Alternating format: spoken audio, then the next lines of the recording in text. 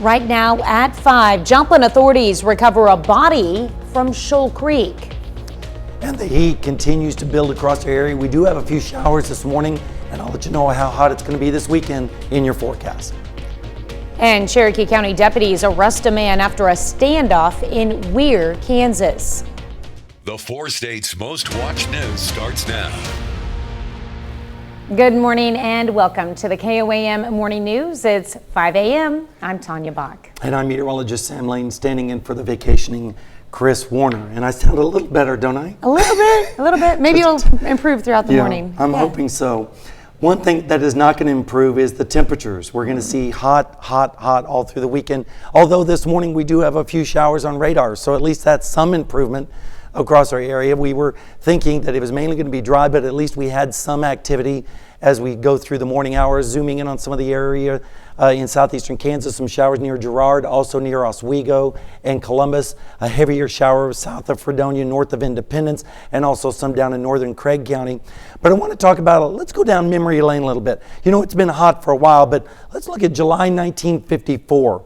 There were 19 days of 100 plus in this month. So I know it's been hot, but I don't want to hear any complaints, especially when you look at July of 1954. So it could be worse, is I guess what I'm saying. We do have a UV index today of 10 on the scale, which is very high, about 10 to 15 minutes of burn time. So make sure you're taking the precautions with the hat, sunglasses, and you know the routine with the sunscreen. We're expecting a high of 99 today. I just couldn't bring myself to say 100 with the clouds and the showers this morning. 95 at lunch, 98 at 2, 98 at 4 o'clock. And looking down the lane, we're going to have a building heat dome as we go through the weekend, increasing humidity. Low rain chances are still going to be sticking with us. And maybe, just maybe, a cooler next weekend. And I'll talk more about that in just a bit. Tanya. All right, thanks, Sam. Authorities arrest a man in Monette, Missouri for attempting to kidnap a child around 6 a.m. yesterday morning. Monette police officers responded to a business located in the 800 block of East Cleveland Avenue. The victim stated while she was at her place of work, the suspect was in a vehicle with a small child, contacted her, and attempted to kidnap her. The victim fled to safety and immediately contacted the police department. The suspect has been identified as 34-year-old Aaron Michael Fryer of Pierce City, who has been charged with second-degree kidnapping and first-degree endangering the welfare of a child. Authorities in Joplin recover a body after a vehicle goes into Shoal Creek. Emergency crews responded to reports of a submerged SUV around 2:30 Thursday afternoon at the west end of McIndoe Park. It appears the vehicle drove through a private driveway in a wooded area before going into the water. As soon as it went in the water, kayakers paddled to the SUV to try to contact the person inside. When emergency crews were able to get to the vehicle, they recovered the body of a man that was inside. Authorities have not yet given the name of the victim. Cherokee County deputies arrest a man who had barricaded himself in a camper outside of a home in Weir, Kansas. 46-year-old Sean Galloway from West Mineral, Kansas had multiple outstanding warrants, including a felony aggravated child endangerment charge. Deputies found him on Thursday afternoon after a brief standoff and a canine officer ready to deploy. Galloway surrendered. He is now at the Cherokee County Jail. A Northeast Oklahoma man dies in a tractor crash. It happened on South 560 Road just west of Fairland, Oklahoma. The Highway Patrol says 82-year-old Carl Merritt of Fairland was on the tractor when it crashed, but they do not have details. Merritt was pronounced dead at the hospital. Next week, Parsons residents will go to the ballot to decide whether to renew a public safety sales tax. According to the city of Parsons, the tax supports funding competitive pay to retain experienced police officers and firefighters and to pay for training. It also helps purchase vehicles and other critical equipment. The tax has been in place for more than a decade, and now the city is asking for a 10-year renewal. For every dollar spent in the city of Parsons, half a cent goes to the public safety sales tax. Last year, almost $1 million was generated through it. When it adds up, it's quite a big impact to our budget and everything that we can do to help the city. If we did not have that as a revenue source, well, then the equivalent would be, if we wanted to maintain services at the same level, we would have to raise our millage rate on property tax. Nobody wants to pay more property taxes, including me and the rest of my staff. According to a recent Parsons Police community survey, more than 60% of 750 survey respondents support a public safety sales tax. And voters will decide that tax question next Tuesday. On Thursday, Missouri Governor Mike Parson was in Springfield for the area's Chamber of Commerce State of the State address. Governor Parson touted Missouri's economic successes. He pointed to the current 2.6 unemployment rate, high national rankings for business expansion and job creation. The governor also spoke about a number of planned infrastructure improvements to Springfield roadways. Over the next 5 years, the Springfield metro area alone is receiving nearly $500 million in infrastructure projects. 536 miles of road and nearly 60 bridges will be repaired and replaced. Governor Parson also touched on the state's continued commitment to improving internet access in rural areas, citing an additional $250 million for broadband development in underserved communities. That's a look at this morning's top stories and weather in our first 7 minutes. Coming up on the KOAM Morning News, the Frontenac 10 and under All-Stars are headed to the World Series. We'll have more details on these young players in sports. Plus, do you have high blood pressure? Stick with us. We've got some exercises that may help. And we'll take another look at your Hot Friday forecast. You're watching the KOAM Morning News. We'll be right back. At amfam.com.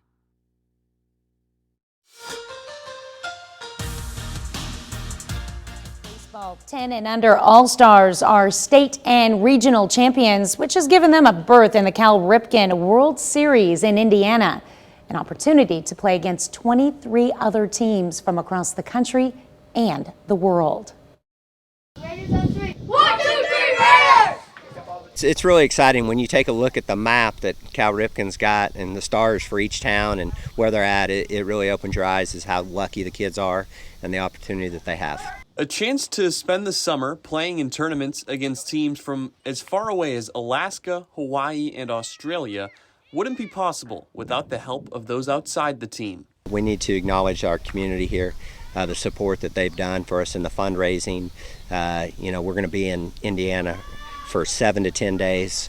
The community's got behind us. We've had some car washes, we've had some calendar giveaways to raise money to help the parents offset the travel and the expense. Ultimately, that hard work of fundraising and practicing in 100-degree temperatures is so that the players can make memories that'll last a lifetime. It's fun, and because you get to meet different teams, and it's kind of interesting. Seeing kids from all over the country and other countries, and we get to go to a Cubs game too. It's fun because I like baseball. The team heads to Crown Point, Indiana this coming Wednesday. The tournament begins with pool play a week from Saturday and lasts until the championship a week later on August 12th. Well, Pitt State Baseball's 2024 recruiting class just got a little stronger. The Gorillas are adding J.J. Spafford, an incoming senior from Bentonville High School in Arkansas, who announced his commitment on Twitter. Now, Spafford says the tradition and the fan base surrounding the Gorillas made Pitt State stand out to him. The first thing that stuck out to me was definitely the culture at Pittsburgh, Kansas, and the coaching staff told me about the town and how happy the fans got when we won, but how mad they got when we lost. So that's pretty good, and I know they're getting better as a program and everything. They're in a good conference, so that's good for exposure and everything. Gorilla fans are definitely one of a kind. Now, former Inyo Golden Norseman is back in the NFL after a brief stint in the USFL. Jace Sternberger, who was originally selected by the Packers in the 3rd round of the 2019 NFL Draft, has signed a 1-year, $1 million contract with the Bills this week. He joins a very busy tight end room in Buffalo as it stands right now. There are 4 other players at the same position on its roster. Sternberger played 1 season for NEO back in 2017, highlighted by this game-winning touchdown. It was a catch to help the Norsemen advance to a regional championship game. Remember that game. Well, still to come, if you like tigers, then you'll want to stick around with us as we have just a few, not 1, not 2, but 3 tiger stories coming up. Plus, a check of the 7-day forecast when the KOAM Morning News returns. AbbVie could help you save. Qulipta, they forget you get migraine medicine. Rodeo, bull riding, demo derby. See it all at the Labette County Fair this week. Well, of course, it's been in the latter part of July, and of course, it's hot normally this time of year, and we're going to see that continue right on through the weekend. Right now at Seneca, Missouri, the Indigo Sky Casino and Resort, mostly fair skies this morning, a little bit on the warm side. We do have some showers in the area. Yesterday, we made it up to 99, so we didn't hit 100. 84 was the low. The records are 104 back in 2011 and 56 in 2005. We only had a trace of rain at the airport yesterday, and so we're still way behind for the month. And of course, the year we're way behind there too. We do have an excessive heat warning in effect until 9 o'clock tonight. That does include Crawford and also up in the Fort Scott area, Nevada, as well as Lamar and Stockton and Cedar County and St. Clair County as well. Heat advisory for Cherokee County and southwestern Missouri, including the Joplin metro area. And you can see right now we do have a few scattered showers across our area, and that's helping out a little bit. We could use every little bit we could get with the drought situation still ongoing. Temperatures as a result of the cloud cover are in the 80s right now.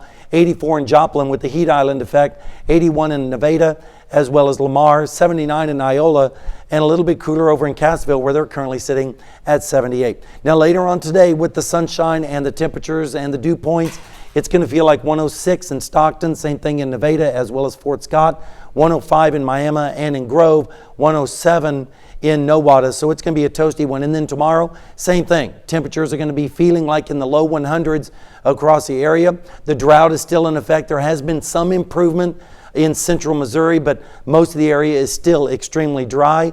And of course, that's going to continue right on through the weekend as well. Rainfall chances are going to be small over the next 36 hours.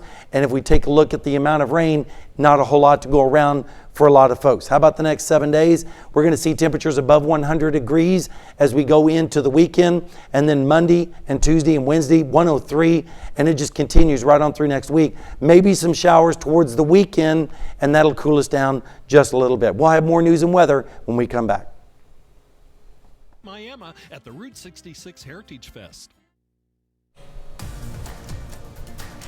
Topping Health Watch this morning, 1 person dies from a firearm-related injury every 11 minutes. Last year in the U.S., more than 48,000 people lost their lives. A drop in firearm homicides helped drive that number down from 2021, but the total didn't decrease as much as it should have. The reason is because gun-related suicides are up to a new record high. For the first time, the rate of gun suicides among black adolescents 10 to 19 years old surpassed that of white kids. According to Johns Hopkins University, guns continue to be responsible for the most deaths among American teens for the 5th year in a row. July isn't over just yet, but scientists are already saying it will be the planet's hottest on record by far. That's according to a Thursday report from the European Union's Copernicus Climate Change Service and the World Meteorological Organization. Those experts are virtually certain July will break records by a significant margin. Records of global average air temperature are usually broken by hundredths of a degree, but the temperature for the first 23 days of July averaged roughly 62.5 degrees, well above the previous record of about 61.9 degrees. Simply put, we have just lived through the hottest 3-week period on record, and likely the hottest in more than 100,000 years. Isometric exercises like wall squats and planks may be best for lowering blood pressure. That's according to a new study published Tuesday in the British Journal of Sports Medicine. While aerobic exercise is best for decreasing diastolic pressure, researchers said isometric exercises are best for lowering overall blood pressure. Isometric exercises engage muscles without movement. They can be done with weights or without. Study authors said more research is needed to figure out why these exercises might be better for lowering blood pressure than other types of training. Bringing a new baby into your life is a huge transition, but there's an added layer of stress and anxiety if that newborn is born prematurely or has a health problem and has to spend time in the neonatal intensive care unit. Mandy Gaither has more on how technology is helping to ease worry in some new parents. In the neonatal intensive care unit at Cleveland Clinic Children's Hospital, parents who can't be with their newborns don't have to wonder what their baby is doing. They can see them. These babies stay in the NICU for a long time. And after a month or 2 months, it becomes really challenging for mothers or parents to come in. Dr. Annie Doss says separation from a newborn can cause parents stress and anxiety. That's why he and 3 other researchers studied whether live webcams could help.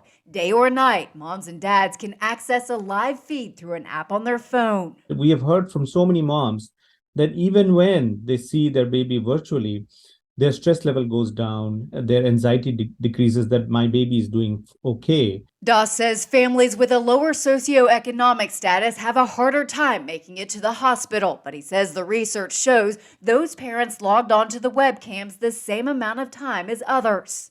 Meaning that we, while using the webcam, could overcome this barrier of the socioeconomic difference, which is kind of new. Researchers say the webcams also help those who live far away from the hospital, have other children to care for at home, and those parents who may be suffering from an illness like depression. You can't imagine the number of times I've seen some mothers log in, like every hour, every 30 minutes, every 15 minutes. And, they're free to do that. The study's author says some mothers reported that they get more breast milk from pumping by simply seeing their baby virtually. He says the webcams also help parents bond during a stressful time, and that the hospital can also record a parent cooing or reading a book and play that recording for the baby. You're watching the KOAM Morning News.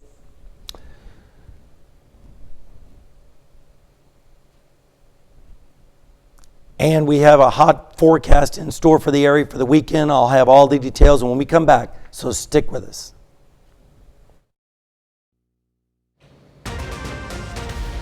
Right now at 5:30, if you're planning a trip before school starts, you'll want to include a budget for higher gas prices. And higher temperatures are in our forecast as well. We do have a few showers on radar. I'll have to tell you about the weekend forecast. And despite the hot temperatures, Empire Market is thriving as it hosts an event with the support of the community. The 4 states' most watched news starts now. Good morning and welcome to the KOAM Morning News. It's 5:27. I'm Tanya Bach. And I'm meteorologist Sam Lane, standing in for the vacationing Chris Warner this morning. And hopefully I sound a little bit better, but still got the frog there in my throat. So we'll try to make it through as best as we can. We do have some showers on radar this morning, so that's certainly helping out with the drought situation. And let's take a little closer in view. You can see one shower just west of Erie, south of Chanute, also just north of Independence, between Independence and Fredonia. Other showers just west of Oswego, also just west of Pittsburgh and Girard. So we at least have a little bit of precipitation out there, but unfortunately it's not going to be enough to really put a dent in the drought situation. This afternoon we're going to be very high on the UV index once again, so make sure that you take the precautions. Even with the cloud cover today, some of the UV rays will still make its way through, so make sure you have the hat, sunglasses, and of course the sunscreen. This afternoon, even with the clouds and the scattered showers this morning, I still think we're going to make it into the upper 90s, 95 at lunchtime, 98 this afternoon. Partly cloudy at 4 o'clock with a high of 99 degrees. And then as we look down the lane, the heat is just going to continue to build through the weekend and early next week. Also with the increasing humidity making the heat indexes higher. Low rain chances are still going to be with us, and maybe, just maybe, a little bit cooler as we go towards next weekend. And of course, I'll tell you all about that in detail in our forecast in just a bit. Tanya? All right, thanks, Sam. Missouri is trying to do more to take care of those who take care of us. On Thursday, Governor Mike Parson held a ceremonial signing of Senate Bill 24 in Springfield. Joe Hickman looks at the way the new law will help first responders. As we can only get a glimpse of from mock accident recreations, Like these at Nixa and Kickapoo, first responders have to deal with a lot of traumatizing and anxious moments. I'll go through my week and do 1,000 normal calls, and then without any warning, I may have to see something traumatic or that sticks with me or I have a hard time emotionally handling. Providing more mental health resources for first responders is one of the goals of Senate Bill 24, which Governor Mike Parson talked about today during a ceremonial signing at Springfield's Fire Station number 13, along with the sponsor of the bill, Springfield State Senator Lincoln Huff. Parson is a former first responder. From being a sheriff, working homicides, seeing all the things I've seen in my career, they do the things that none of us want to do. But there is effects to that when it comes to mental health, when it comes to their lifestyle and what it does to them. Folks that show up on the scene of a car accident, folks that, hold an infant who's struggling to breathe. These are work-related issues. So this is all about taking care of the folks who we depend on to take care of us. The bill, which also applies to 911 operators, will provide workers' compensation for first responders with PTSD and would allow them to get money through a voluntary benefits pool, which would help pay for mental health treatment up to $10,000. And it's a small price to pay for what they do day in and day out. That $7 million pool already exists to provide benefits for firefighters who have gotten job-related cancer. Our two biggest concerns would be cancer and then PTSD. Cancer has taken the lead because here lately we found out what our gear is doing to us with the forever chemical PFAS. So the more we learn, the more serious this becomes. When folks have traumas like that in their life and it takes them out of those roles that we need them in the community, it hurts everyone. So it's a broad approach to hopefully get the help and the support that they need. The bill goes into effect August 28th. President Biden on Thursday unveiled his latest round of judicial nominees, with one nominee representing Kansas. Biden nominates Rich Federico, a Kansas federal public defender, for a Kansas seat on the U.S. Court of Appeals for the 10th District. Federico is the latest example of Biden seeking to break what was once the ex-prosecutor or corporate lawyer mold for judicial nominees. Rich joined the Kansas federal public defender in 2017 after working as an assistant federal public defender in Portland, Oregon. Well, planning a road trip before school starts? Well, you better plan for higher gas prices. Prices at the pump went up 12 cents over the past 3 days. According to AAA, the national average for regular gasoline climbed to 2 cents to $3.71 a gallon. And that's the highest in 8 months, but that's still well below prices in the 4 states. Statewide, the average in Missouri stands at $3.43. Kansas sits at $3.46. Oklahoma is at $3.39 and Arkansas sits at $3.34. On Thursday, KOAM gave folks in Neosho, Missouri a chance to trade in their old tattered flags for brand new ones. It's part of our Great American Flag Swap. Now, yesterday's event was at Arvest Bank in Neosho. The American Legion is helping us retire those old traded in flags, and the Boy Scouts will be as well. More than 100 flags were swapped out, and that was actually in the first 45 minutes yesterday. Yes, we are super grateful for the amount of support that we've gotten from the community. You know, we had just a couple hundred flags and we ran out really quickly, so we're taking names and numbers just to make sure that those that didn't get one this time will be able to order it and they'll be able to pick it up right here in Neosho still. We will be holding at least 2 more Great American Flag Swaps. The next one will be on September 1st in Miami, Oklahoma at Wesco Furnishings. On Thursday, Joplin's Empire Market and Community Garden held an open garden event. Despite the hot temperatures, community members with rented planters got to nourish their plants to protect them from the heat. Open Garden also offers watering time and events that are available to the public. They also hosted yoga for adults and market sprouts for the kids. And I told him that I wanted to be involved more in community and get involved with gardening, and he said, come help. And so I said, okay. And so as I've been volunteering with them, we've kind of started dreaming about what we wanted community garden to look like and how to get people involved in the community garden. And that's evolved into Open Garden Day. Empire Garden hosts an open garden every Thursday from 10 a.m. to 2 p.m.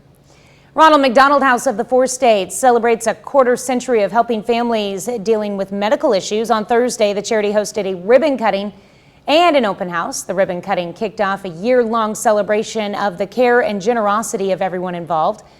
As for the open house, it's a chance for the public to get a better understanding of what the charity does.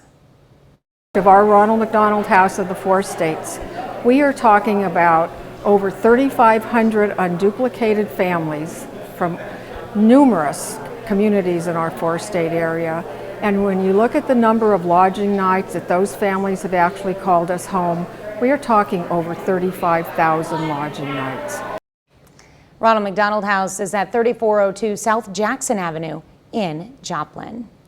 Well, the Wilson County Fair is underway. Some young farmers and ranchers are showcasing their livestock. There's all sorts of showcases, including cattle and pig shows. Yesterday, there was a glow walk or run, and this weekend, there'll be rodeos starting at 8 p.m.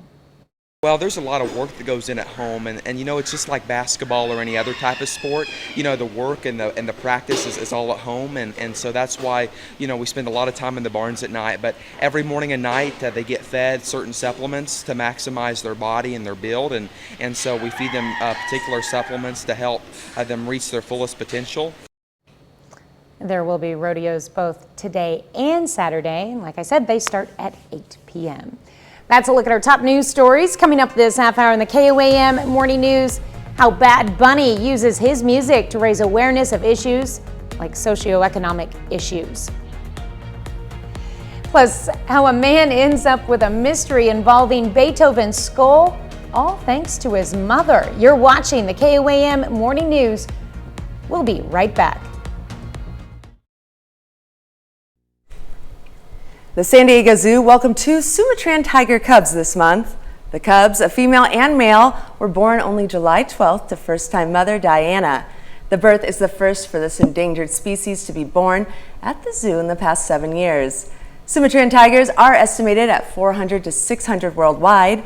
Births are significant in increasing the population. Mother Diana and her cubs will remain in her den for several weeks. Once the mother is ready, she will bring them out herself. Wildlife care specialists say this is estimated to happen at about 8 to 10 weeks old. Well, zookeepers at a London zoo set up a swing for Sumatran tiger cubs, Zach and Crispin, to play with and practice their skills. Now, these cubs were playing, swinging, jumping on and off the swing, and dropping their toys. As you can see, the cubs, who just turned 1, were joined by their parents, Geisha and Asim, who could not resist joining in on the fun.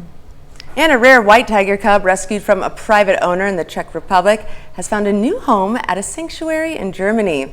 Authorities had seized Charlotte from its private owner after an individual posted pictures of it on social media, prompting an investigation. Police are still investigating how the person obtained the rare animal. Under Czech law, owners can keep a tiger if they can show legal origin and acquisition. Mm-hmm.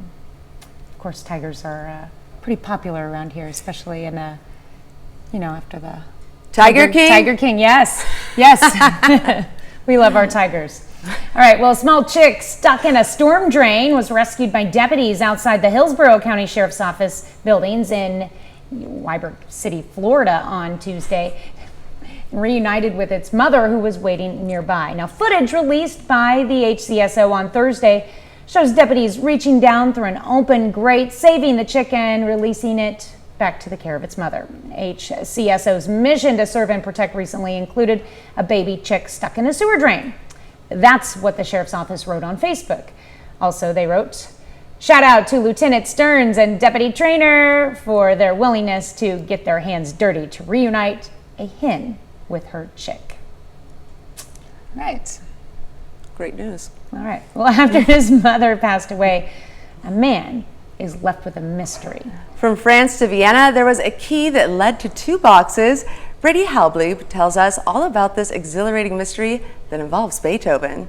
Romeo in Vienna. Paul Kaufman's remarkable journey begins in 1999 following the death of his mother. She lived in a small town south of France. After traveling there and going through her belongings, So here's my office. he would find a key. And that key would not only open up a safety deposit box, but inside reveal a second box full of mysteries. A black tin container, actually, with a lid, and scratched on the surface was the name Beethoven. Inside, wrapped in tissue, were fragments of a skull, thought to belong to one of the greatest composers the world has ever known.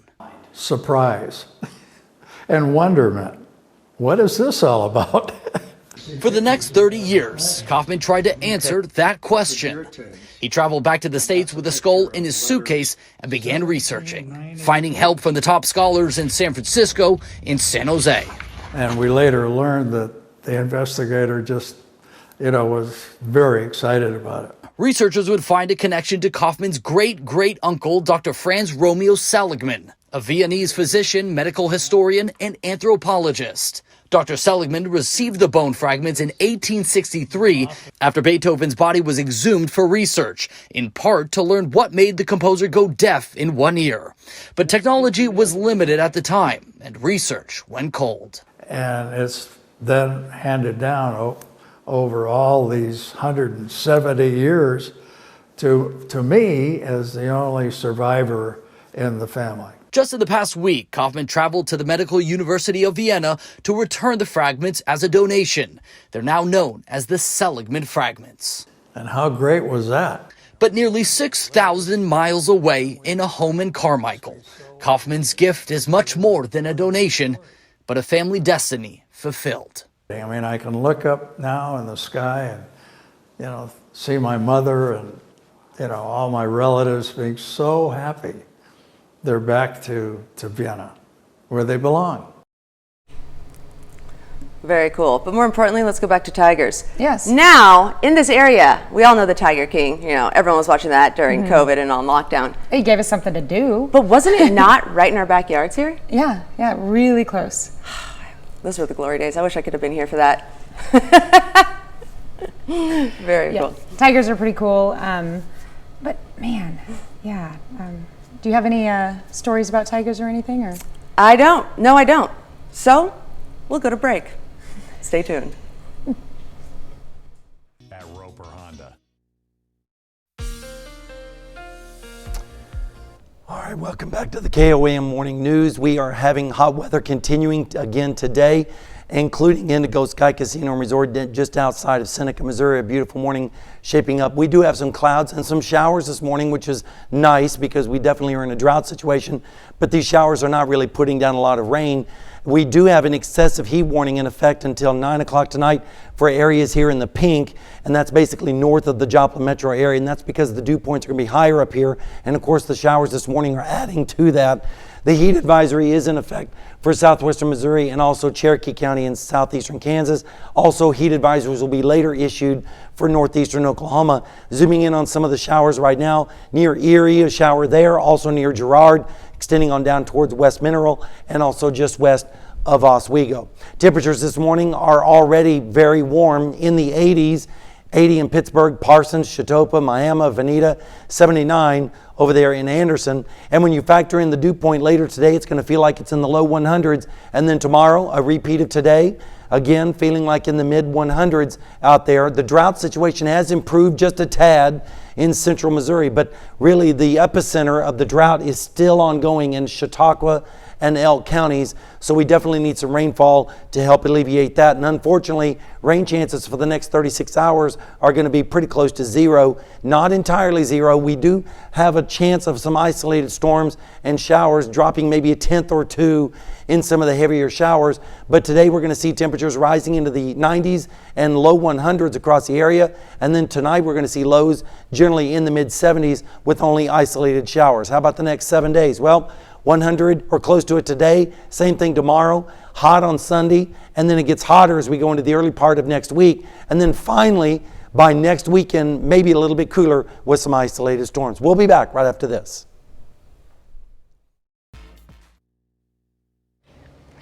Puerto Rican superstar Bad Bunny is one of the biggest names in music. What makes the global icon unique is how his songs raise awareness about socioeconomic issues in a way that makes his fans want to learn more. Astrid Martinez reports on his influence from the concert stage to the classroom.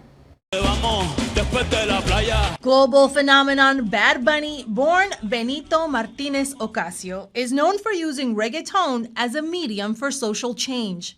When the superstar opened this year's Grammys, where his album Un Verano Sin Ti made history as the first Spanish-language album up for the top prize, he intentionally chose to showcase his beloved Puerto Rico to a U.S. audience. He did it in a very Puerto Rican way. He has the cabezudos, which are the people with the really big heads, right, that come from a Puerto Rican festival. The musician has been the most streamed Spotify artist in the world for the past 3 years. He had the highest grossing world tour in 2022. As his star has ascended, he's talked more and more about Puerto Rico. Off his success, associate professor at Wellesley College, Petra Rivera Rideau, is offering a course studying the impact of his work. The video for his 2022 song El Apagón includes a 20-minute documentary on gentrification and the U.S. territory's lagging infrastructure. Because he talks about them in his songs and because he's such a phenomenon,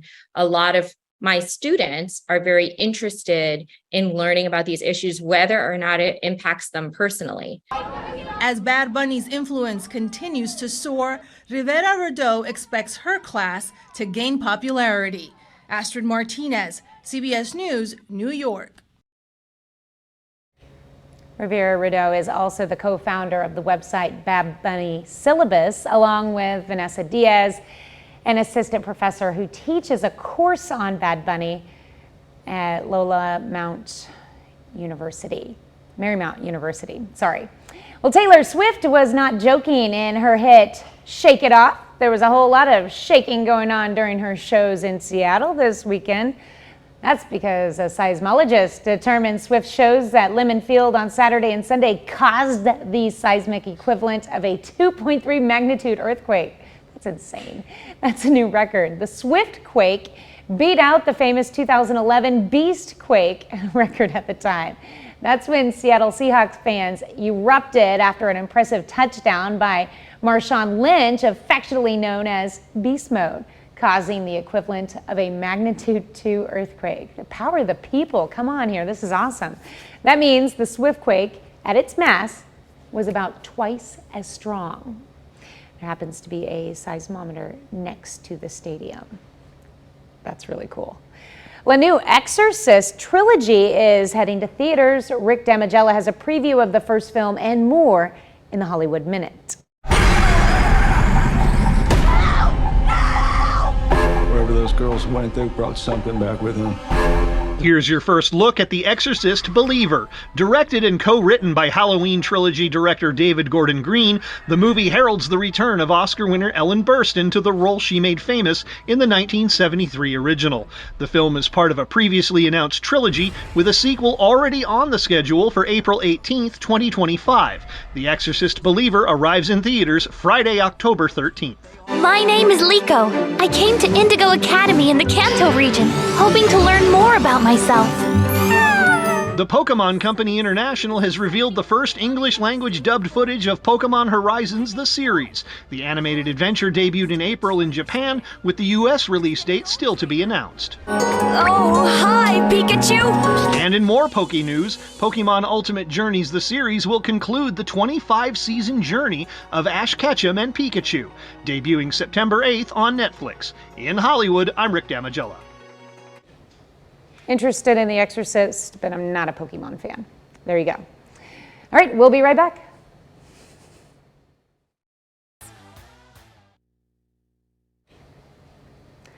When it's this hot, even animals need ways to beat the heat. That's why Stone Zoo and the Franklin Park Zoo in Massachusetts are making cool treats for their wards. Oh, look at that guy. Gorillas get iced diluted fruit juice with berries. Ring-tailed lemurs get frozen treats with what they consider delicious: bugs. Each to his own. According to the zoos, some animals also receive misters, and that would be not people named Mr., it would be water coming down. Yep. And many need careful monitoring.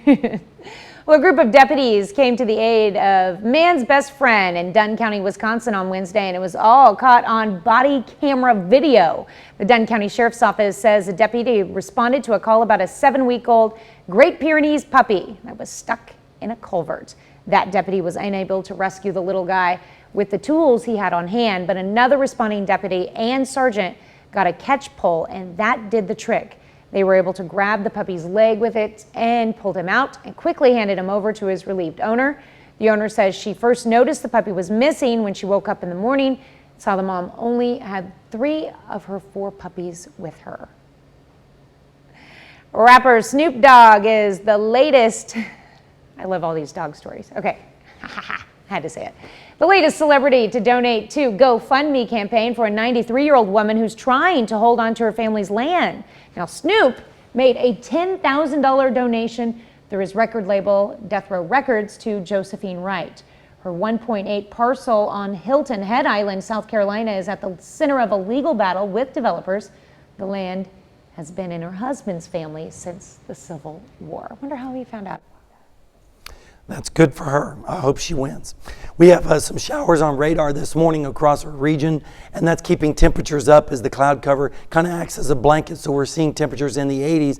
Zooming in on some of the showers near Erie right now, also near Girard and just west of Pittsburgh. Also pretty good shower just north and west of Fredonia.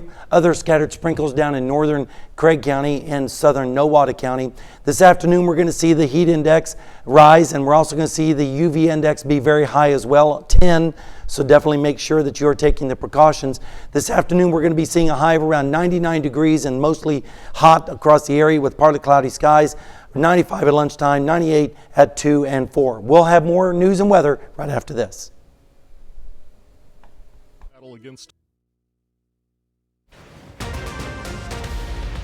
Right now at 6, the latest on a death investigation after Joplin authorities recover a body submerged in an SUV from Shoal Creek.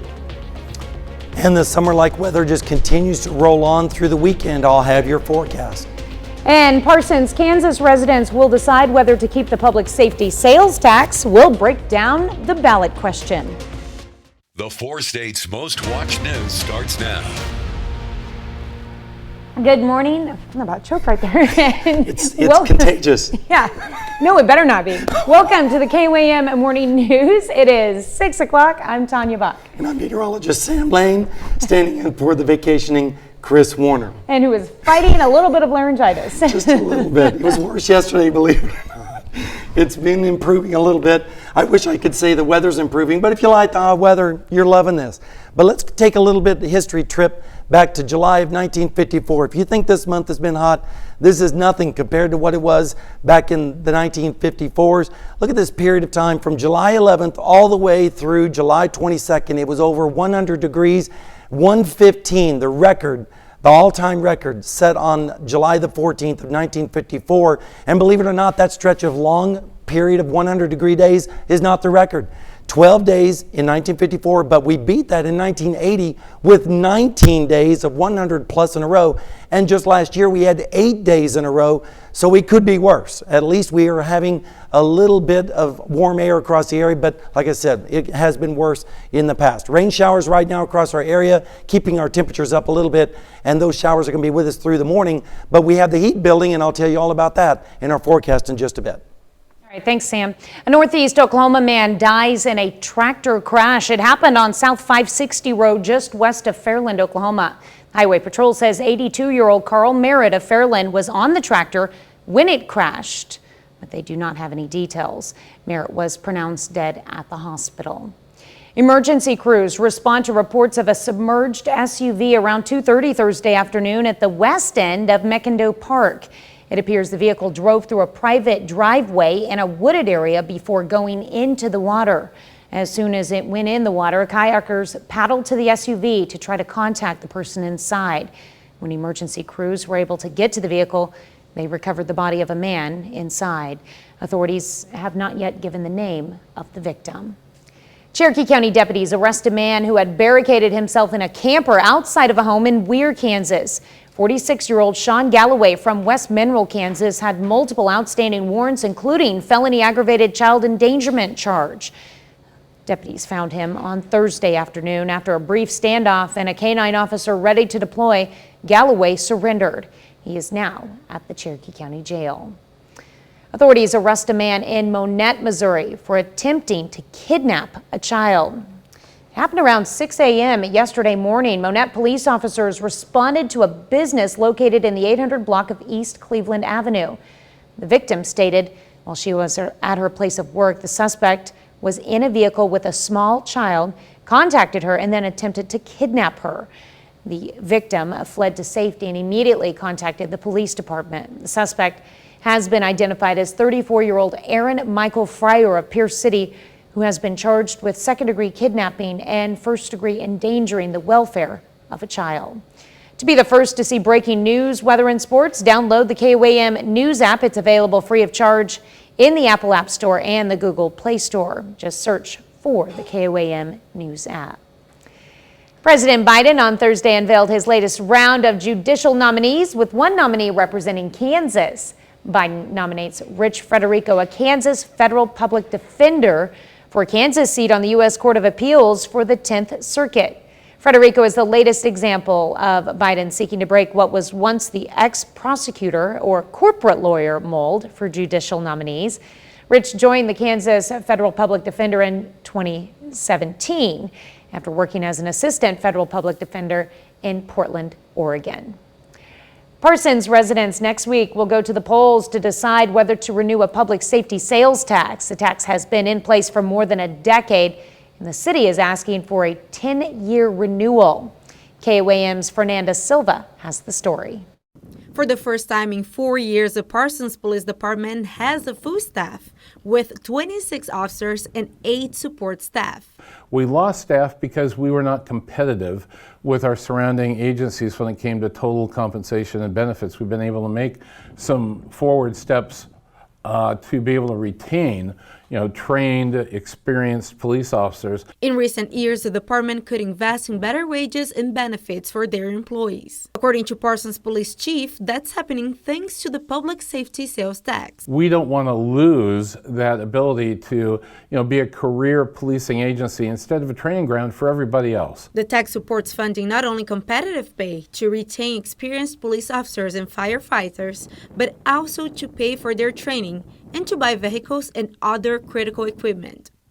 For every $1 spent in the city of Parsons, half a penny goes to the public safety sales tax. Last year, almost $1 million was generated through it. When it adds up, it's quite a big impact to our budget and everything that we can do to help the city. It's paid by a lot of people who don't live here. They come here to visit, they stay in the hotels, they eat at the restaurants, they shop in our stores.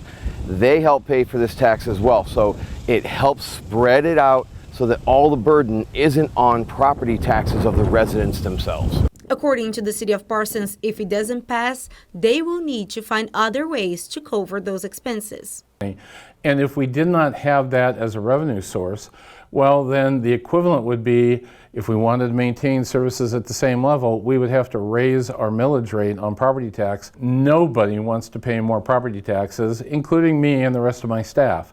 In Parsons, Fernanda Silva, KOAM News. According to a recent Parsons Police Community Survey, more than 60% of 750 survey respondents support a public safety sales tax. And next Tuesday, the public safety sales tax will be the only item on the ballot in Southeast Kansas. On Thursday, Missouri Governor Mike Parson was in Springfield for the area's Chamber of Commerce State of the State address. Governor Parson touted Missouri's economic successes. He pointed to the current 2.6 unemployment rate, high national rankings for business expansion and job creation. The governor also spoke about a number of planned infrastructure improvements to Springfield roadways. Over the next 5 years, the Springfield metro area alone is receiving nearly $500 million in infrastructure projects. 536 miles of road and nearly 60 bridges will be repaired and replaced. Governor Parson also touched on the state's continued commitment to improving internet access in rural areas, citing an additional $250 million for broadband development in underserved communities. That's a look at this morning's top stories and weather in our first 7 minutes. Coming up on the KOAM Morning News, new charges, a new defendant, new developments, and a former president's legal woes. New charges for former President Trump. I'm Jared Hill with what prosecutors are now alleging in the classified documents case, plus the response from the former president. Plus, just when you thought a tick bite was bad enough, health officials raised concerns about a food allergy associated with tick bites. And meteorologist Sam Lane returns with another look at your Friday forecast and a look ahead into another hot weekend. You're watching the KOAM Morning News. More real news in the morning. We'll be right back.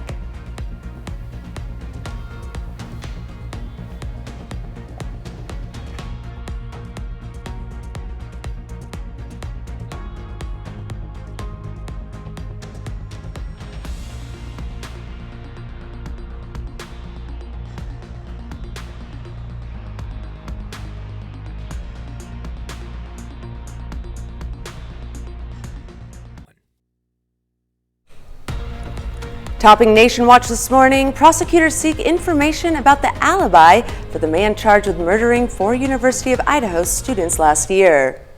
Prosecutors filed a motion Thursday to compel the defense team to share what they know about Brian Kohberger's alibi.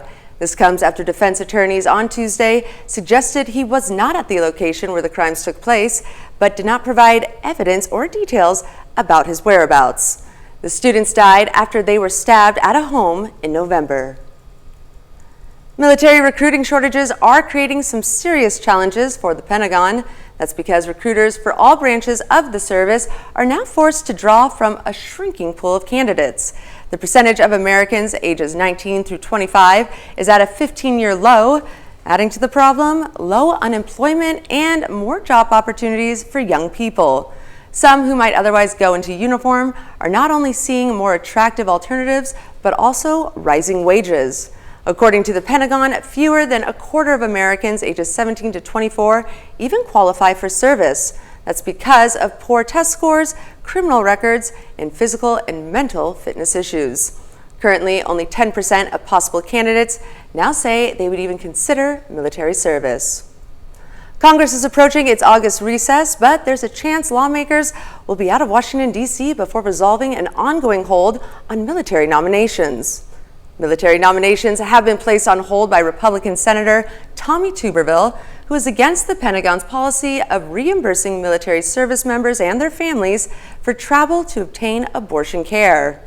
Active duty military spouses delivered a petition to Senate Majority Leader Schumer, Minority Leader McConnell, and Tuberville on Monday, who say they are, quote, deeply concerned and personally impacted by Senator Tuberville blocking confirmation of senior military leaders, end quote. And new charges and a new defendant in the classified documents case against former President Donald Trump.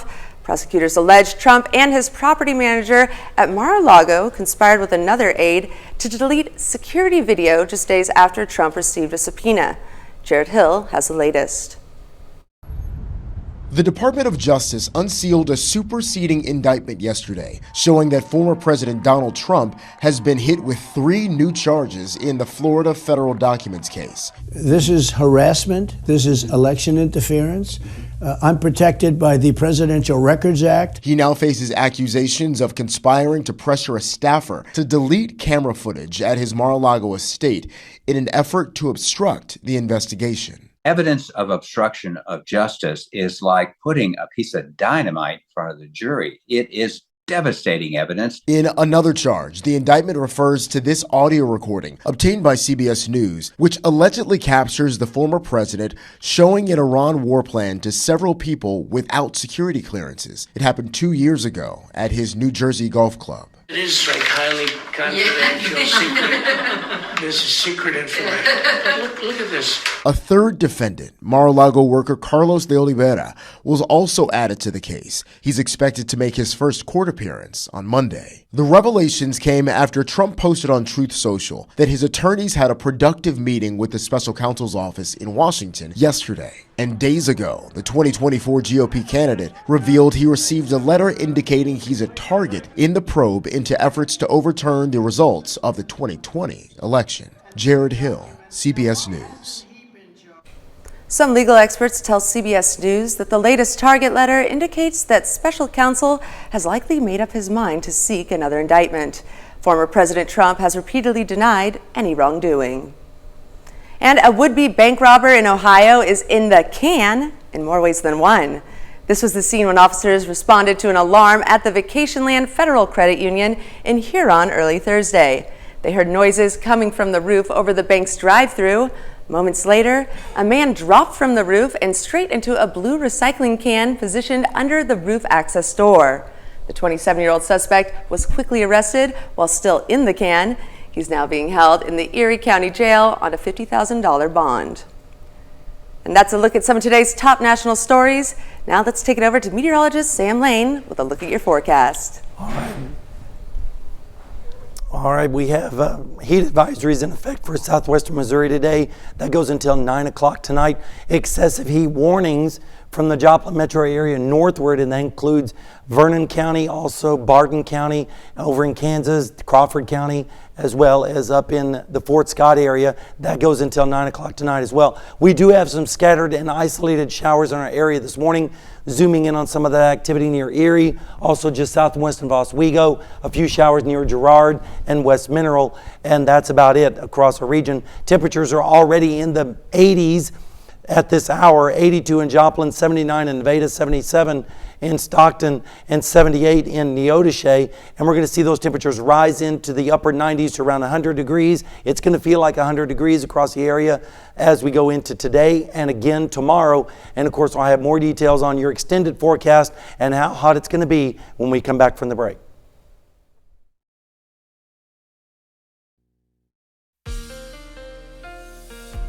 All right, welcome back to the KOAM Morning News. It's a beautiful morning out there with a few showers and a few clouds, including down at Indigo Sky Casino and Resort just outside of Seneca, Missouri. You can see the mid-level clouds out there producing a few sprinkles and showers. You can see those on radar too, mainly in southeastern Kansas where they desperately need the rainfall, and also down in northeastern Oklahoma around Bartlesville and Nowata County. Heat advisory still in effect for southwestern Missouri and parts of southeastern Kansas until 9 o'clock tonight, and then excessive heat warning from the metro area northward, and that includes Fort Scott, Nevada, and Lamar, as well as Pittsburgh for this afternoon and evening. Zooming in on some of those showers near Girard, also south and east of Erie, and also near Oswego. Temperatures this morning are kept up this morning because of the cloud cover. We're seeing readings already in the 80s across the area, and this afternoon it's going to feel like in the low 100s once again across the area. And then tomorrow, a repeat of today with temperatures feeling like 106 in Pittsburgh, 107 in Fort Scott. Rain chances are going to remain low, not zero, but at least there'll be some chances, but it's not going to be a whole lot. And any rain that does occur will generally be around a tenth or two at the most in some of those isolated showers. And then if we look at the forecast today, partly cloudy with highs in the upper 90s to right around 100. Then tonight, lows in the mid 70s. And then as we go to tomorrow afternoon, again around 100 with isolated storms possible. And over the next 7 days, the heat continues into the early part of next week with temperatures over 100 in the early part of the week. Live healthier lives. Topping Health Watch this morning, more than 100 million people are facing heat alerts from California to Massachusetts as heat expands eastward across the U.S. The Southwest, including Phoenix, is under excessive heat warnings. Phoenix and El Paso will likely continue to set heat records the rest of this week. Heat advisories now also cover much of the plains and Midwest. The temperature is forecast to climb to nearly 100 degrees in cities like Minneapolis and Chicago. Advisories for parts of the Northeast went into effect Thursday. And a possible breakthrough in the quest for youth rejuvenation. Researchers at Duke University Medical Center have developed a way of joining the circulatory systems of young and old mice that they say slows the aging process of the older animal. The findings suggest that the young benefit from the components in the blood that contributes to the vitality, and that one day those chemicals could be isolated to rejuvenate the life of an older individual. Ever feel like your baby's sleeping too much or not enough? A new UK study shows how frequently an infant naps reflects their individual cognitive need. Researchers say some babies are more efficient at consolidating information during sleep, so they nap less often. Doctors say babies should be allowed to nap as frequently and for as long as they need. And just 4.5 minutes of vigorous exercise a day could reduce the risk of developing some cancers. That's according to new research published in JAMA Oncology that finds activities like vigorous housework, carrying heavy shopping around the grocery store, or playing high-energy games with the kids can all be beneficial when it comes to warding off cancer. Health officials are raising concerns about a food allergy associated with a tick bite. They say many doctors are unaware of the condition and how to diagnose and manage it. Michael George has more on what you need to know. Symptoms of alpha-gal syndrome, or AGS, can appear 2 to 6 hours after eating meat or dairy products and can include hives or rash, nausea or vomiting, and swelling of the lips, throat, tongue, or eyelids. Now, a new CDC report shows there were more than 90,000 cases between 2017 and 2022. But because some people may not be diagnosed or tested, it's estimated as many as 450,000 have been affected since 2010.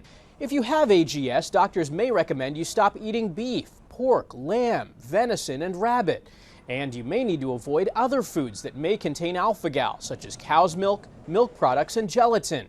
One national survey of healthcare providers finds nearly half have never heard of alpha-gal syndrome, and about 1/3 report they are not too confident in their ability to diagnose or manage patients. The CDC says clinicians need to stress tick bite prevention with patients, including using EPA-registered insect repellents and doing tick checks after being outdoors. Experts say more research, tick surveillance, and education is needed to better understand this emerging condition. Michael George, CBS News, New York. The CDC says while alpha-gal syndrome can develop in any person at any age, most cases are seen in adults. And that's a look at some of today's top health stories. You're watching the KOAM Morning News. I would have to go look. If it's not. And it's going to be hot through the weekend with temperatures near 100 again today and on Saturday, 100 on Sunday, even hotter for the early part of next week. Finally get some relief in here as we go towards next weekend with a chance of isolated showers on Saturday, and that continues into Sunday with a better chance of showers and storms and a high of only 94 degrees.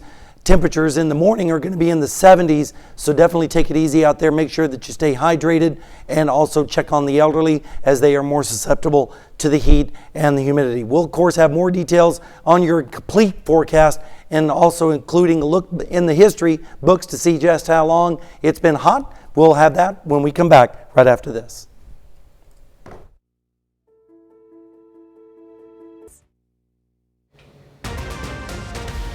Right now at 6:30, a classic car lover's dream. A look at some of the cars about to hit the auction block in Oklahoma. And we have a few scattered showers this morning. I'll let you know what impact that's going to have on our temperatures as we go into the weekend. And with this extreme heat, we'll look at how the Joplin Empire Market is keeping its garden cool.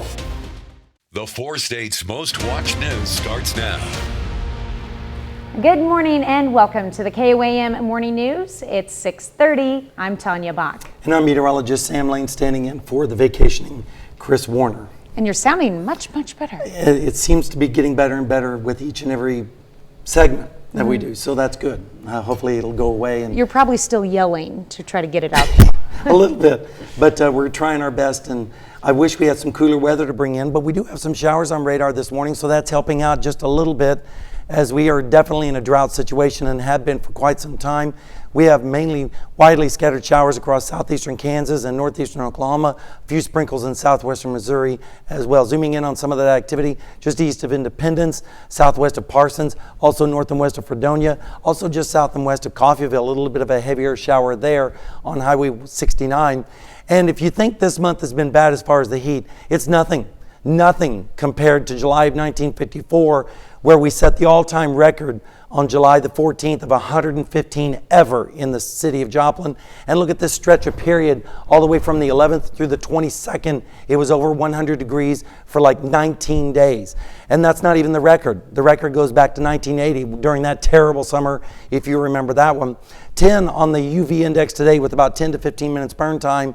And we're looking at a temperature of around 99 for your high today. Of course, it's going to get hotter, and I'll have that in our forecast in just a bit. Tanya? All right, thanks, Sam. Well, planning a road trip before school starts? Well, you better plan for higher gas prices. Prices at the pump went up 12 cents in 3 days. According to AAA, the national average for a regular gasoline climbed 2 cents to $3.71 a gallon. That's the highest in 8 months, but that's still well below prices in the 4 states. Statewide, the average in Missouri stands at $3.43. Kansas sits at $3.46. Oklahoma at $3.39, and Arkansas sitting at $3.34. Well, hundreds of classic cars go up for auction in Oklahoma, including some that belong to a Tulsa collector who made the news when someone stole his classic Shelby Mustang and stripped it for parts. And Jennifer Tetley is checking out those cool rides. Jennifer Tetley is the marketing director for Maple Brothers Auctions. She's excited for people to check out the cars and bring back old memories. I think for a lot of people, it's just, nostalgia.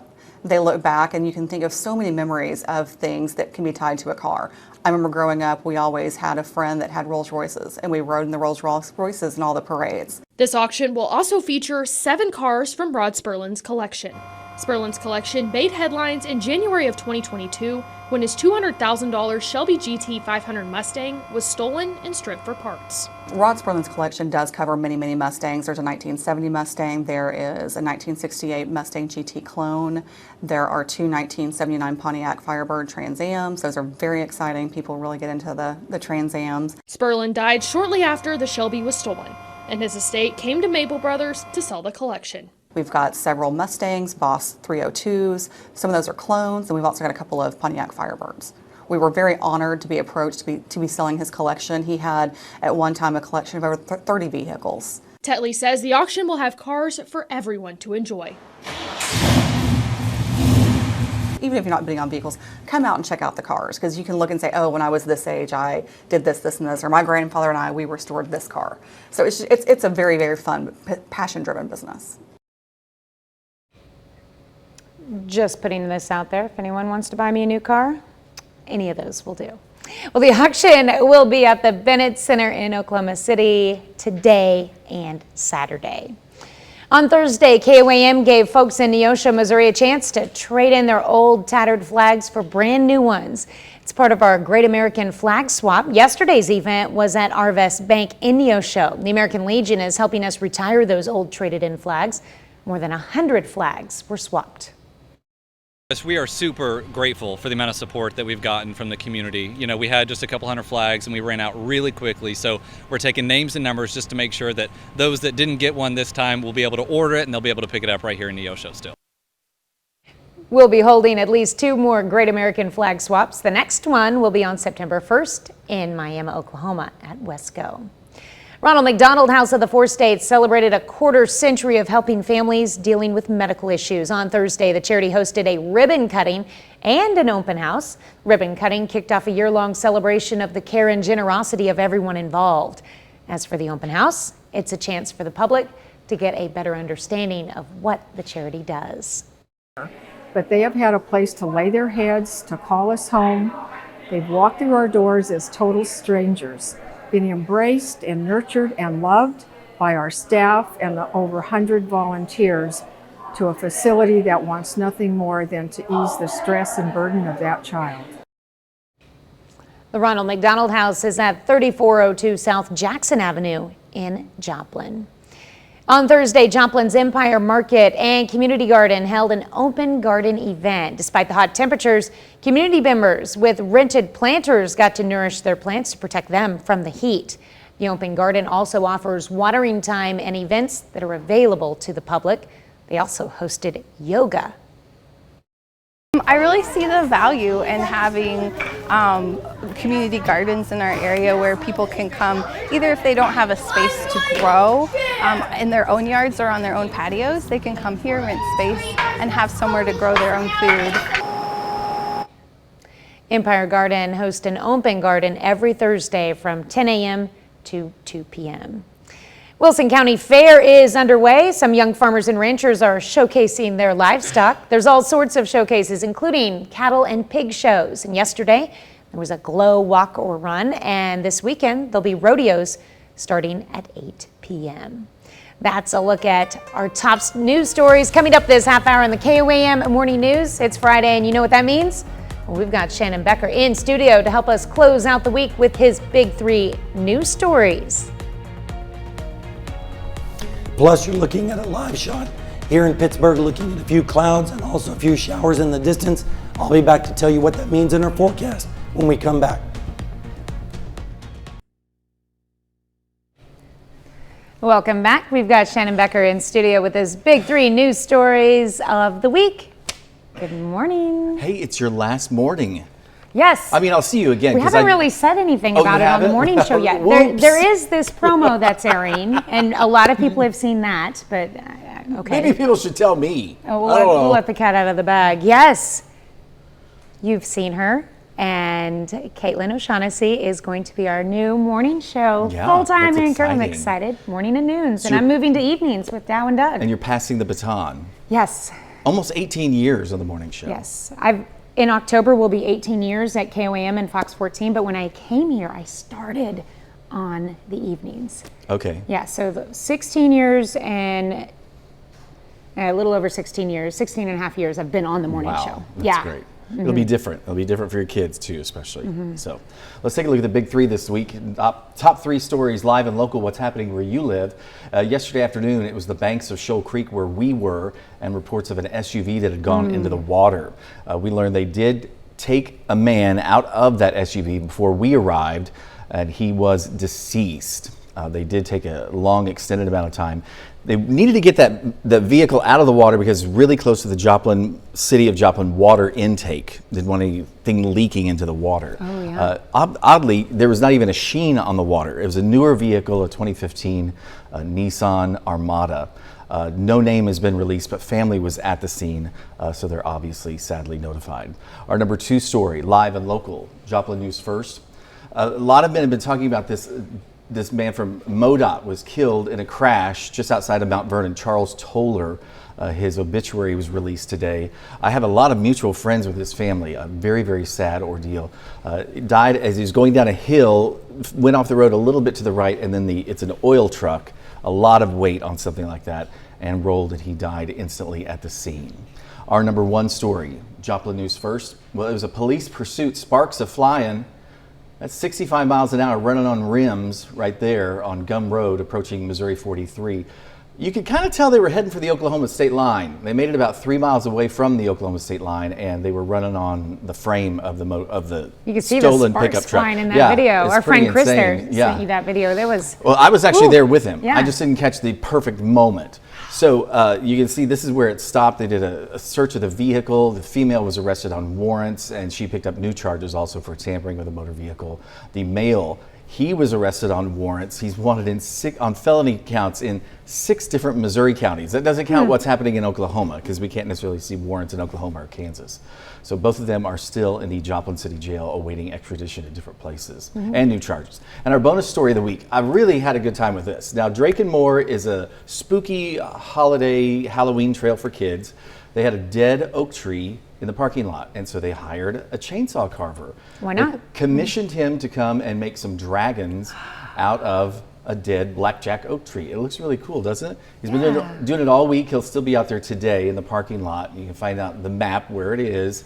It's just off Crow and McClelland in Joplin. And he said he'll probably wrap up today around 5 or 6 o'clock if you want to drop by and see him. And you can post your pictures online also. So it's really, really cool. It's going to be 3 dragons, a mom dragon, and then her baby's kind of around her. I took some more pictures yesterday late. Cool. And we've got them on our website too. Well, and I don't know if you guys remember, but in October we sent you out live to Drake and Moore, yeah. and I think you can still Just Google Drakenmore on our KOAM morning show page, and you can watch those interviews. Those were cool. Yeah, it's really they cool. do a great job. It's a free event they do for families and kids every year. It's a spooky kid Halloween trail. So. All right. Pretty cool. Well, if you'll stick around, I'd love to have you back again in our Fox show. Yeah, I'd love to tell more secrets, reveal things that nobody wasn't supposed to, right? I'm pregnant. See, whoa, sorry. We'll be right back. Advice can help you prepare for today's longer retirement. Hi, Mom. That's the value of ownership. All right, on this 28th day of July, we kick off our birthdays with Felicity Huser, who's now 3 years old, out in Independence, Kansas. What a cutie. And happy birthday to Lucy Huser, who's 7, also in Independence, Kansas. Something tells me they're related. All right, and Riley McKinney is 10 years old this year. Riley is in Girard. And Braden Rush is 20. Hang in there, Braden, one more year, and he's out of Jasper, Missouri. All right, in Frontenac, Dustin Ashmore turning 36 this year. Happy birthday, Dustin. And happy birthday to Amanda Hensley over in Jasper. She's turning 38. All right, and in Arma, George O'Banion celebrating birthday number 40 this year. Got a note here that says, happy birthday to my firstborn son. Love your mama. And happy birthday to Susie Natalini, who is 61, over in Columbus, Kansas.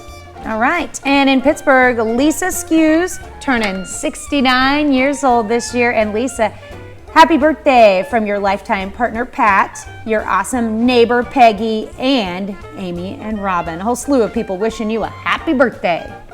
And a happy birthday to Chris Sponsel over in Girard, Kansas. All right, in Moran, Kansas, Donna Boyd, happy birthday to you. And happy 80th birthday to Dawn Dinwiddie out of Baxter Springs. That is from your daughters. All right, and Gilbert Frobish, a happy 84th birthday wish to you. Great picture there of you in Joplin. And happy birthday to Michael, and just kidding, happy anniversary. This is their 15th anniversary to Michael and Jennifer O'Banion. This is from your mama over in Pittsburgh, Kansas. All right, and we've got a 45th anniversary celebration to Paul and Cheryl Ballou up in Fort Scott. And some other birthdays, we have Kay Zwalen, who is 88 today over in Columbus. Sonia Dooley celebrating birthday number 58 in Columbus. And Charles and Bonnie Farmer, it's their 50th. Yeah, celebrating their 50th anniversary in Lockwood. And Perry Davis is 66 in Chanute. That is our birthdays and anniversaries for this 28th day of July. You have a birthday or an anniversary. We like the size of the list today. We'd like them to send you that information, and please include those pictures. We love pictures. Use this email, birthdays with an S at KOAMnewsnow.com.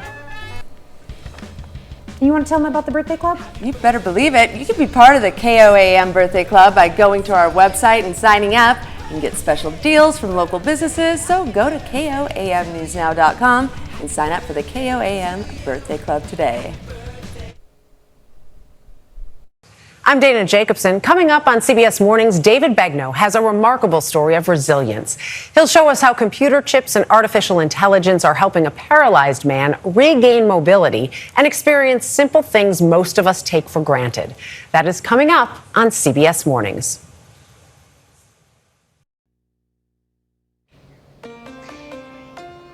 Here's a check of today's top headlines, the news you need to know before you head out the door. Authorities in Joplin recover a body after a vehicle goes into Shoal Creek. Emergency crews respond to reports of a submerged SUV around 2:30 Thursday afternoon at the west end of McIndoe Park. The vehicle drove through a wooded area before going into the water. Emergency crews managed to get to the vehicle. They recovered the body of a man inside. Next week, Parsons residents will vote on whether to renew a public safety sales tax. The tax supports funding competitive pay to retain experienced police officers and firefighters and to pay for training. It also helps buy vehicles and other critical equipment. The tax has been in place for more than a decade. Now the city is asking for a 10-year renewal. Ronald McDonald House of the Four States celebrates a quarter century of helping families dealing with medical issues. On Thursday, the charity hosted a ribbon cutting and an open house. Ribbon cutting kicked off a year-long celebration of the care and generosity of everyone involved. As for the open house, it gave the public a chance to get a better understanding of what the charity does. KOAM gave folks in Neosho, Missouri a chance to trade in their old tattered flags for brand new ones yesterday. It's part of our Great American Flag Swap. More than 100 flags were swapped out on Thursday, thanks to some help from the American Legion. We plan to hold at least 2 more Great American Flag Swaps. The next one takes place September 1st in Miami, Oklahoma at Wesco. And that's a check of today's top headlines, the news you need to know before you head out the door. All right, we have a beautiful morning shaping up across the area. Temperatures rising into the 90s to near 100 degrees. Apologize for the voice. Trying our best. Mid-level clouds out there right now at Indigo Sky Casino and Resort just outside of Seneca, Missouri. We do have an extreme heat warning for the metro area northward. That does include Pittsburgh, Fort Scott, Nevada, and Lamar. There are some showers in and around the Fort Scott area right now. Let's zoom in on that activity, showing you just a few showers from just southeast of Fort Scott down towards Pawnee, up towards Uniontown. And we're going to see the hot air across our area today. Right now, we're already in the 80s. And it's going to get hotter as we go into the afternoon, feeling like in the 100s. And of course, we'll have more details on the forecast in just a little bit. Tanya. All right. Well, coming up today at noon, we're making double chocolate chewies in the Mr. Food Test Kitchen. And your morning news continues on KOAM with CBS Mornings. You want to tell us what they've got? In their Protecting the Planet series, we'll meet a robot named Eureka who may be the answer to finding valuable metals on the ocean floor without destroying the environment. That's coming up on CBS Mornings. Or you can switch on over with us on Fox 14, where your only local morning news continues. This morning, just in case you missed him the first time, we've got round 2 of Shannon Becker in the studio with his Big 3 news stories of the week. Plus, you say goodbye and I say hello. Tanya Bach sits down with the new KOAM morning news anchor, me, Caitlin O'Shaughnessy. That's right. We're going to learn all about Caitlin, what you need to know. All right. And, you know, I just wanted to, I think our mics are still on. There we go. There we are. Hey. Yeah. Hi. This, if you hadn't heard, Shannon kind of spilled the beans a little bit ago, but and we've got a promo airing too, but I've been on the morning show for 16 and a half years and almost 18 years here at KOAM, and we decided to make the switch and put me back on evenings, so I'm looking forward to that, but I am going to definitely miss the morning show. Definitely. Absolutely. I mean, you're a legend here. She's been here like, what, 17 years? So big shoes to fill here with Tanya, but I will do my best for States to make sure that I deliver your morning news every weekday.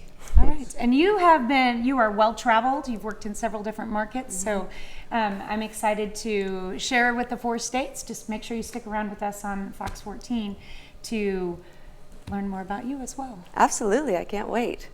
You were asking me earlier if I had any Well, they told me to come memories. over here, so I'm just gonna stand over here in the wings. Hey, we're But it's happy been to a have pleasure you. working with you on the morning shows whenever I've had to fill in for Chris. You've made it such an easy transition, you know, because I'm all over the place, so it makes it much easier to have someone experienced like you guiding me and telling me where I'm supposed to be and all that. So appreciate that. Well, thank you. Looking forward to seeing you on the evening show. So absolutely. Yes, I'm excited. Yeah, it'll be fun. it's a challenge. It'll be a challenge, but you're up for it, right? Very good.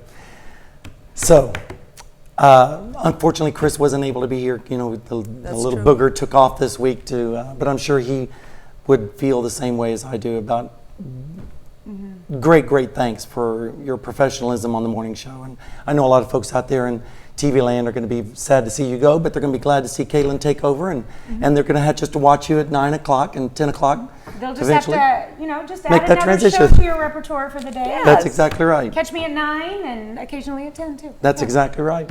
We do have some storms out there this morning, but temperatures are going to be rising close to 100 degrees later on this afternoon. And then, of course, as we go into the weekend, it's going to get hotter with temperatures over 100 degrees right into the early part of next week. Maybe a little bit cooler next weekend. So I think that's something to look forward to. All right, that'll wrap it up for now. And Chris and Caitlin, we'll see you back here Monday morning at 5 a.m. All three of us, though. Yes. We'll see you today at noon. We are going on the road. Caitlin's going on the road down to Miami, Oklahoma. That'll be exciting as well. We'll be right back.